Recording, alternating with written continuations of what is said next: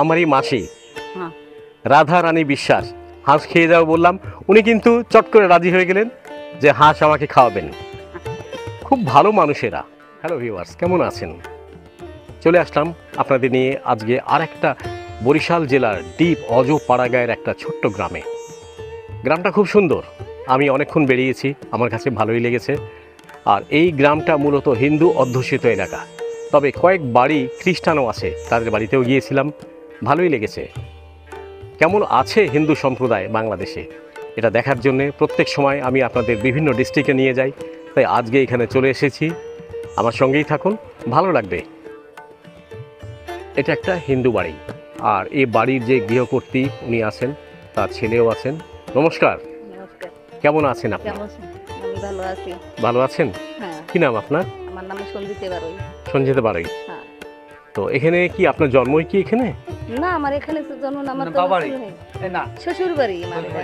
আপনার শ্বশুর বাড়ি এটা? হ্যাঁ। আপনার বাবার বাড়ি কোথায়? আমার বাবার বাড়ি কুরুলগে মাসাক বাড়ি। তাই? হ্যাঁ। কেমন আছেন বাংলাদেশে? এই বাংলাদেশে ভালো ভালো আছেন? আপনার ছেলে তো এটা। তোমার নাম কি বাবা? আমার নাম পার্থ বাড়ি। পার্থ বাড়ি। কি করো তুমি? আমি বর্তমানে পড়ালেখা করি, মাঝে মধ্যে কবিতা লিখি। মাঝে মাঝে কবিতা লেখো, পড়াশোনা করছো। কি পড়াশোনা করছো? Inter first year. Inter first ইয়ারে। কেমন আছো তোমরা এখানে? আমার মোটামুটি ভালোই আছে। ভালোই আছো। সেই বিরুদ্ধে। বাবা কি কাজ করছেন? বাবা কৃষি কাজ করে। কৃষি কাজ করছেন। এ বাড়িতে তোমাদের? তো বাড়িটা তো সুন্দর, মোটামুটি এখানে চাপকলও আছে। আর এ বাড়ি তো তোমাদের নিজের তৈরি। উনি? আমার দিদিমা। দিদিমা তো কম। নমস্কার, কি করছেন আপনি এখানে? হাঁস? হ্যাঁ। তা আমি কি হাঁস খাবো না আজকে? হ্যাঁ। ওঠেন, হাঁস কাটছেন। হ্যাঁ। তো হাঁস কখন রান্না করবেন? এই এখন নাই রান্না করি। এখন রান্না করবেন? হ্যাঁ। আমি হাঁস খাবো তো। ঠিক সময় মতন চলে এসেছি। আমি এই কতদিনে এসে একবারও হাঁস খাইনি, তাহলে আপনার এখানে আমি হাঁস খেয়ে যাব? হ্যাঁ। দেখেন, হ্যাঁ। কি নাম আপনার? আমার নাম রাধা রানী বিশ্বাস। রাধা রানী বিশ্বাস। আমারই মাসি হ্যাঁ। রাধা রানী বিশ্বাস হাঁস কাটতেছেন দেখে ওনাকে তুলে নিলাম। হাঁস খেয়ে যাও বললাম, উনি কিন্তু চট করে রাজি হয়ে গেলেন যে হাঁস আমাকে খাওয়াবেন। খুব ভালো মানুষেরা। এটা হিন্দু অধ্যুষিত এলাকা, কিছু বাড়ি খ্রিস্টানও রয়েছে। এখানকার মানুষজনগুলো আসলেই খুব ভালো। কিছু খারাপ লোক এদিক ওদিক সবসময় থাকে। আর এই এলাকার বেশ চারদিক দিয়ে মুসলিম সম্প্রদায় বসবাস করে, কিন্তু তারা কখনোই এখানে সমস্যার সৃষ্টি করেছে বলে এই পর্যন্ত আমি জানতে পারিনি।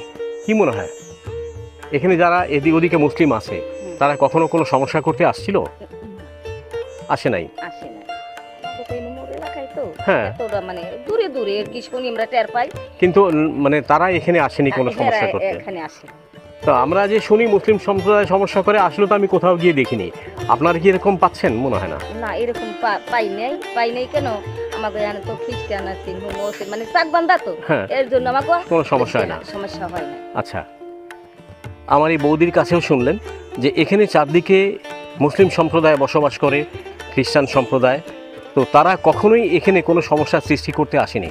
আসলে সম্প্রীতি সৌহার্দ্য বজায় রাখার দেশ বাংলাদেশ, সবাই ভালো আছে এখানে।